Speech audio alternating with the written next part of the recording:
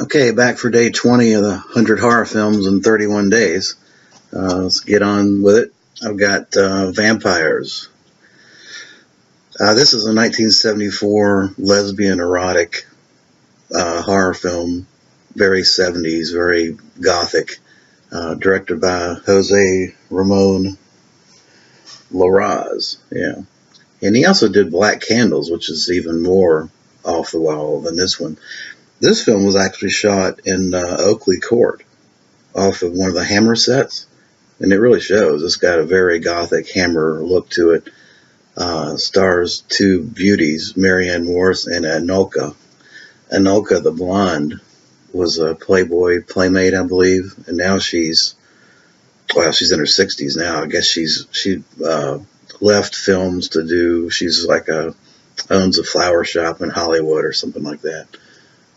This is basically it's just the story of these two women feasting on victims at this castle, and it's a moody, atmospheric film. It's a great 70s drive-in type film. I think it was remade in 2016. I haven't seen the remake. This is a Blue Underground DVD.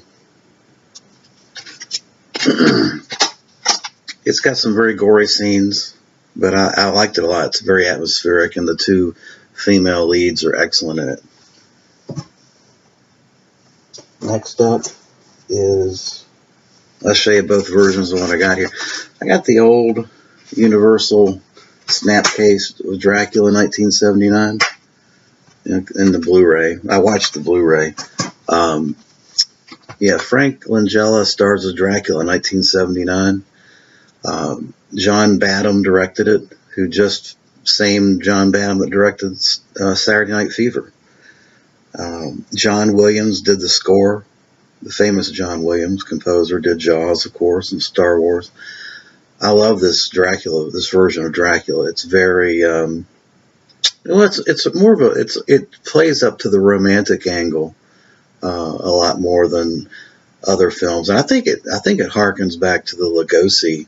In the 30s, Lugosi was considered a heartthrob by the women. Women would faint at Lugosi, and I think Frank Langella's performance was much more in that vein of a romantic vampire, but he's also got his moments where he's a pretty downright evil dude.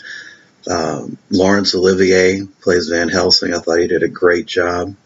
Love this film. In fact, it's probably, I'm going to do a separate video since today was Vampire Day, so I'll save my rankings for that discussion. But I love this movie. It's one of my top favorite Dracula adaptations. Next up was my favorite Dracula adaptation, and you can tell how much I care about it by looking at the case. Look at this. Case is just torn all to hell. This is a DVD rip, but this is Louise Jourdan plays Dracula. This is a BBC TV movie made in 1977. I saw it on PBS, probably back in 79 or something like that, on the PBS Great Presentations. It was fantastic, and it still holds up today. This is, to me, the definitive rendition of, and the closest adaptation to the novel, Bram Stoker's novel, of any Dracula film. And I think it's the best. Hands down, the best. It's 2.5 hours. I love this one. I love this movie. I wish, man, if this ever came out with Blu-ray with special features, life would be good. Next up is Nosferatu. This is my old Anchor Bay. And then this is the new Steelbook I bought. It's got a BFI released this. It's got a little booklet.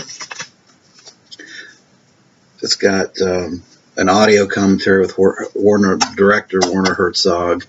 It's got a 13-minute making of documentary, which has some clips from Klaus Kinski, of course, plays the vampire in this one.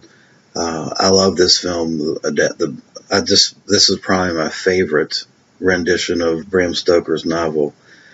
I still consider it a Dracula film, even though for copyright purposes it's called Nosferatu. This is the remake of the 1922 film, which Herzog considered the greatest film to ever be released from Germany. And not just horror either.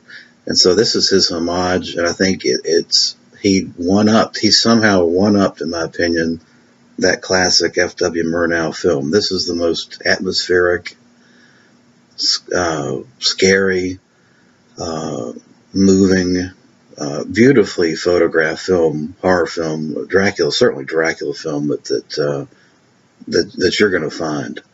I think you would have to go to something like to find something with the cinematography of this film. I think in order to replicate it or match the beauty of this film, you would have to look at some kind of the Terrence Malick films. This is just a beautiful film, and it's very, very atmospheric. The music is great in this. So yeah, this is the Dracula film.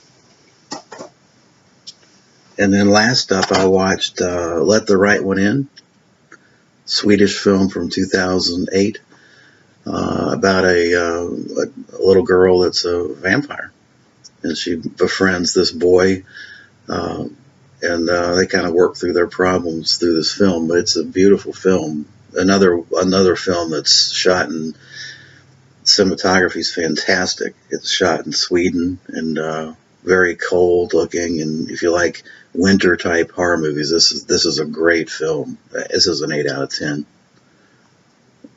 Really enjoyed this a lot.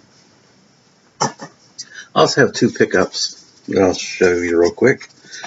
I got the Blu-ray release of Peeping Tom. This is a 1960s I guess you could call it a proto slasher film. Very highly critically acclaimed movie. Lots of special features on it. Yeah, I can't wait to get into this. Probably is not going to make the October films, but I will get around to watching it. Then I also got The First Power, which is an 80s satanic horror film from 88 Films. Good stuff here too. All right, well that does it for day 20. I appreciate you watching.